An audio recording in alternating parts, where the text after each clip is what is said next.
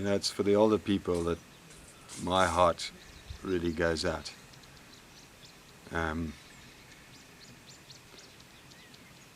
You know, they started off, most of them, in mud huts. Most of them on virgin farms with absolutely nothing. And they built those farms up, slowly, gradually built those farms up. And they made them into something that was very productive, was very beneficial to the nation.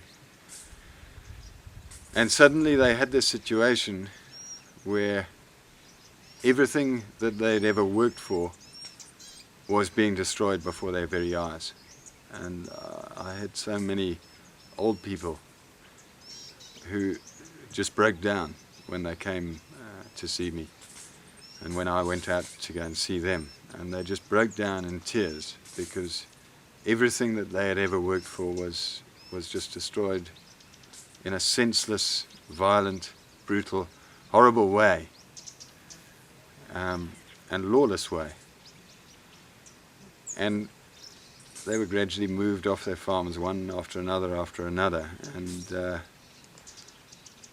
their pensions, everything was tied up in their farms. Every cent that they'd ever earned had gone back into developing their farms, to developing their workers' houses, to building schools, building clinics,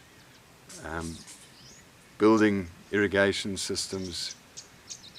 And suddenly they were left with nothing. They didn't have a house, they didn't have an income, they were old, they couldn't get a job. They had no social welfare. And so we've tried to do whatever we can as the community for those old people.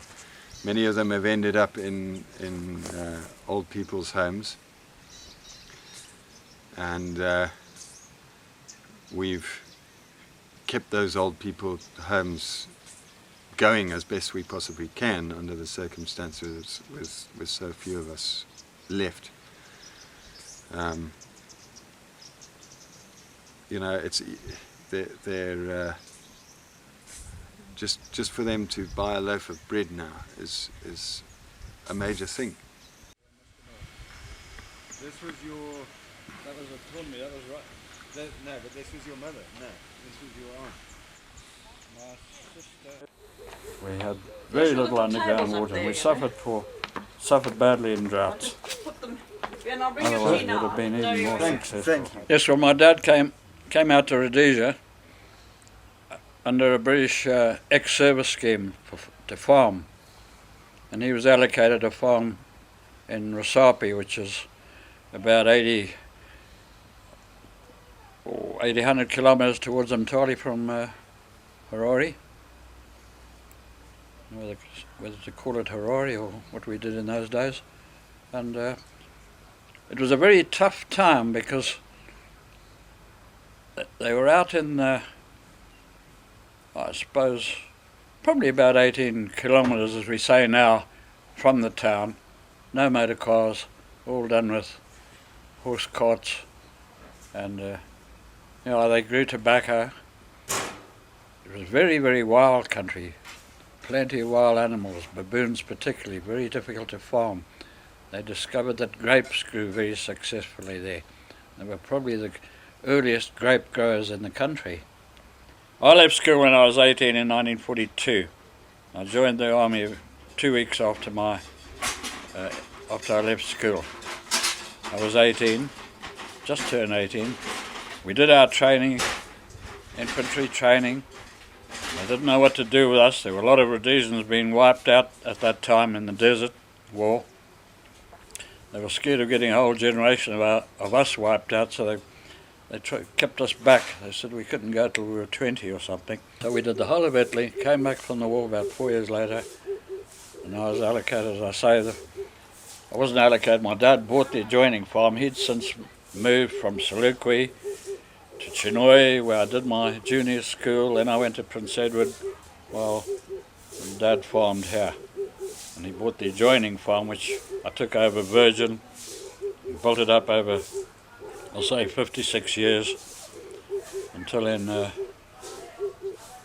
2002 I was given 24 hours to vacate by the Mugabe government. So you spent 56 years building from scratch that farm up? Yes, from absolutely total scratch of nothing. It had the makings of a boundary fence and that was all. Yeah, it's been a truly tremendous life. Very, very lucky. Been a lucky person, nice kids. They're all helping us tremendously now in the hard times we're going through.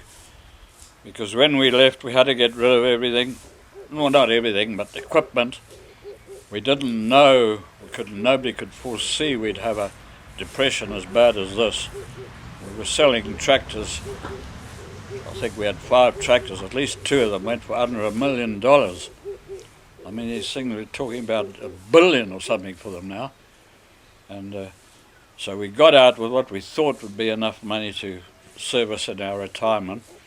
But we very, very quickly discovered that miscalculated with the devaluation going as fast as it did. Every year we say, well, it can't get worse. Every month, every day it seems to get worse. Whether you feel, Ben, there's a little bit of stability developing now, I don't know. My trouble is I'm a super optimist. Klaus, I've got a cup in my gum.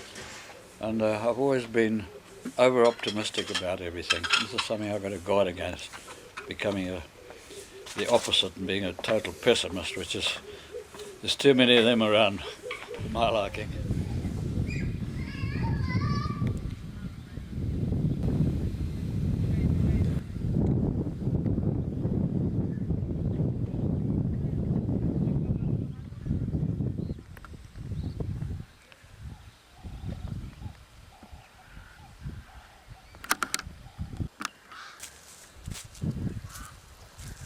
Well, it costs a lot of money, to buy in the topsoil, sand and stuff and fertiliser.